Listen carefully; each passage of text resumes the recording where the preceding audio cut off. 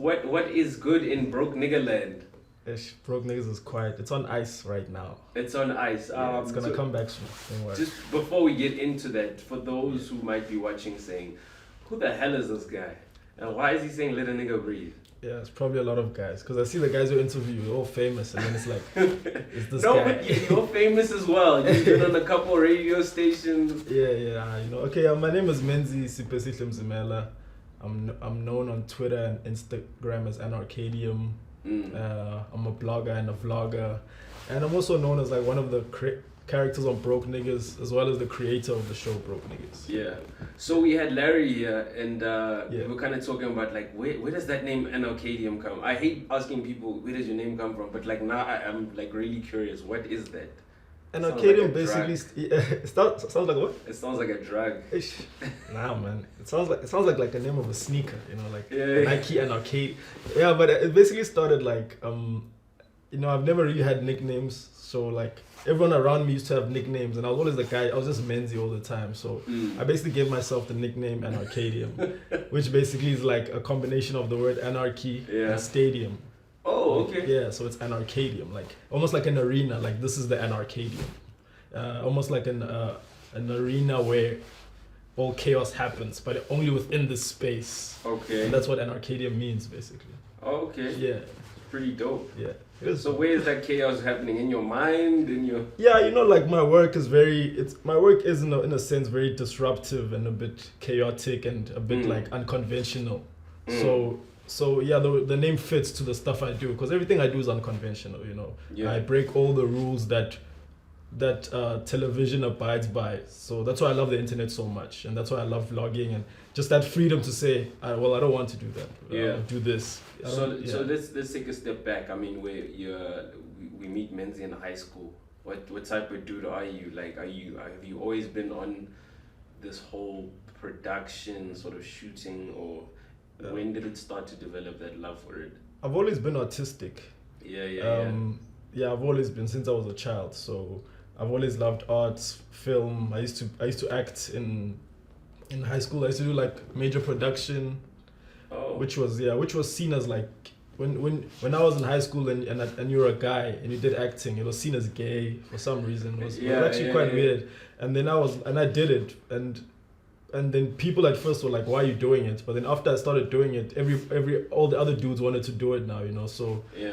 So but don't the actors get all the girls and stuff? Like, nah, not in high school, man. In high school, like theater is seen as like gay people for girls. Oh, okay. And, yeah, but there are those few guys who come through and like, nah, fuck it. They just come and they act, and people respect them for it. So I was one of those guys, and I kind of like showed people that it's not that deep, you know. You can just, if you want to act, just act, you know. Yeah. So yeah, I used to do acting, and yeah, I've just always been very artistic, but I didn't notice it. To me, it was almost like a hobby. Like I know how to be artistic, but I felt like I thought my career would be almost like corporate, but I just know how to be artistic. But then I just kept being more and more artistic, and then I eventually just decided I'm gonna just push that and study that or whatever. Okay, so you finished high school and then... Yeah, I went to Northcliffe High, same high school as Larry as well. Yeah. And then I went to study at UJ. I studied multimedia for 4 years, and then after that I just went job hunting because I needed some money, and then I got a job in advertising. I'm like a graphic designer for an ad agency. Oh, nice. Yeah. All right. So now you've got a job now. Yeah. So now why do you go around calling yourself a broke nigga? Why are you lying to the people? Because it's true, man. Like just because I have a job, you know, I still go through the same problems, basically. Like it's my first job, and according to most girls, like maybe like a girl my age, for example, I could fall under the broke nigga category, because like broke niggas was basically, it was started out of like frustration. Like we had love for certain things we couldn't get a hold of. So like I loved film so much, but I had no idea how to become a filmmaker. So I just and then I watched this vlog. My boy Caliber introduced me to a vlogger called Casey Neistat, and he basically Casey Neistat showed me that filmmaking is quite simple if you just put a lot of thought into it. And he would vlog, and he'd call his vlogs films, and he'd say I make films, and he'd literally like do it all on his own. So I realized that okay, I could also do that, and so he inspired me to basically just start my own like films of some sort. through the vlog series, which is Broke Niggaz. Okay. Yeah. So where does a broke nigga get the money for a camera and all these equipment? Like, what was the whole process? Talk us through that. I mean, it couldn't have just been like, okay, let me start the show. Yeah, well, first of all, specials. And my first camera, I think I saved for half of it, and I think my mom helped pay for the rest of it for like Christmas or something. And then I sold my first camera, and then I asked for, I think I loaned money or something when I saved up, and then I added onto that and I bought another camera on special. So yeah, that's how it is basically. I was just trying to figure out, because the quality of the work was a bit not as good, so I needed a better camera just to increase the quality a little bit.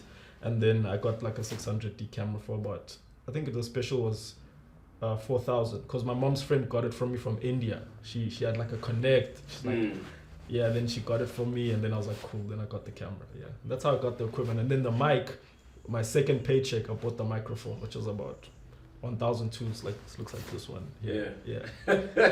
Broke niggas making moves. Okay, so now you've got the equipment. So now, like, talk us through, obviously you touched on the idea, but obviously you probably had a lot of other ideas as to what show you wanted to do.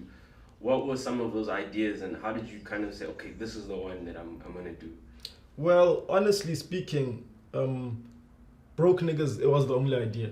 Originally, really? Yeah, because originally Broke Niggaz was supposed to be a 10-minute short film.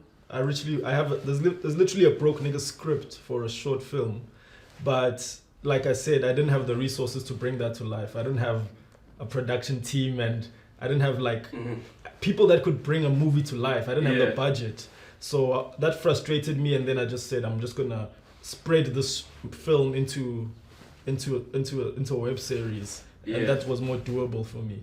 So I eventually want to shoot the movie, but right now I'm just doing what I can with what I have. So you obviously had niggas. Yeah, friends, obviously. You know the friends. Yeah, I was actually it was dope, because my friends have never like opposed to Broke Niggaz once. Even when I said I'm vlogging, they were always down from day one. They've never been like, this is not gonna work, or this is stupid. They're just like, okay.